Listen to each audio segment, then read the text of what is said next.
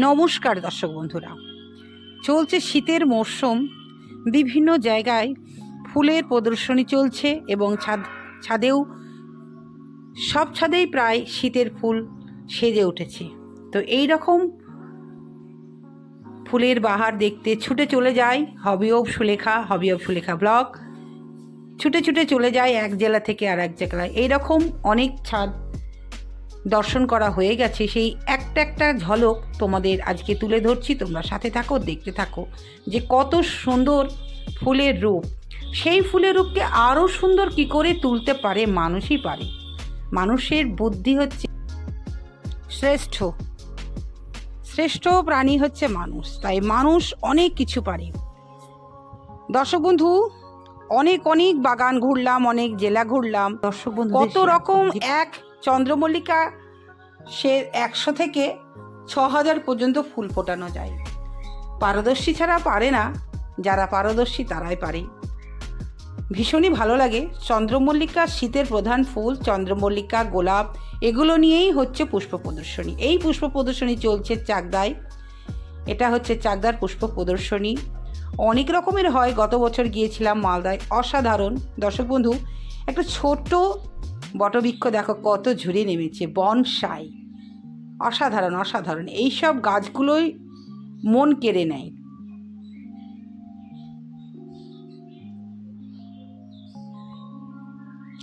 তারপরে চলে গেছিলাম, বলবো না এখন কিছু, তোমরা ঝলক দেখে নাও। একটা দাদার বাগানে তার পিটুনিয়ার স্বর্গরাজ্য।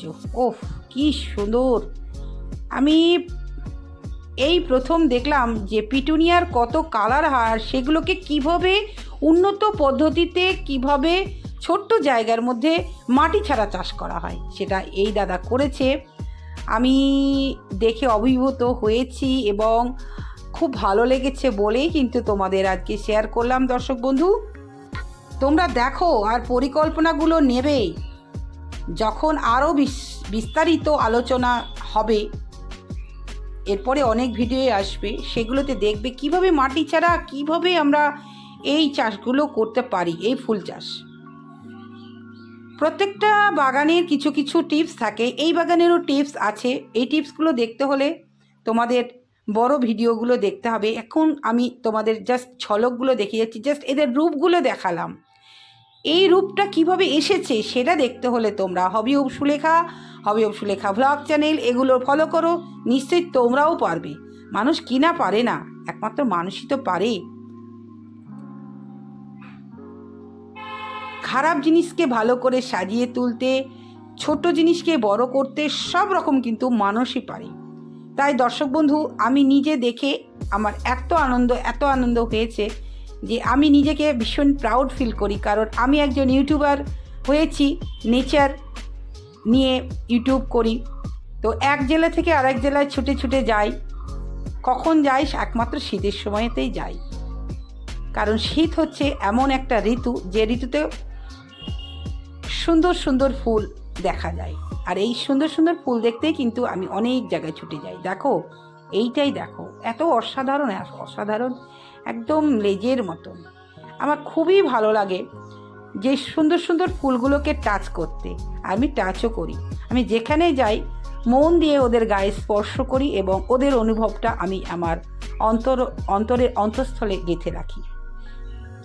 দর্শক বন্ধু, বিভিন্ন ছাদ বাগান আজকের ভিডিওতে তোমরা দেখতে পাচ্ছ। শুধু একটা বাগান নয়, অনেকগুলো মিশ্র বাগান। এরকম ছোট ভিডিও তোমাদের প্রায়ই আমি দেখাচ্ছি, কারণ এগুলো জাস্ট চোখ দিয়ে দেখো। এরপরে যদি পরিচর্যা জানতে চাও তাহলে বড় ভিডিওগুলো আসবে, অবশ্যই তোমাদের দেখাবো। ভীষণই সুন্দর লাগে যে কত রকম আমরা ফুলকে সাজাতে পারি। বাড়িতে ফাঁকা জায়গা ফেলে না রেখে, বাড়ির উঠানে বলো, সামনে বলো, এরকম যদি আমরা বাগান করতে পারি ভীষণই ভালো লাগে। আর একটা জিনিস তোমাদের দেখাচ্ছি যে একটা আঁক কতটা উঁচুতে উঠতে পারে। মোটামুটি 20 ফুটের কাছাকাছি হয়তো হয়ে যেতে পারে আমার মনে হচ্ছে।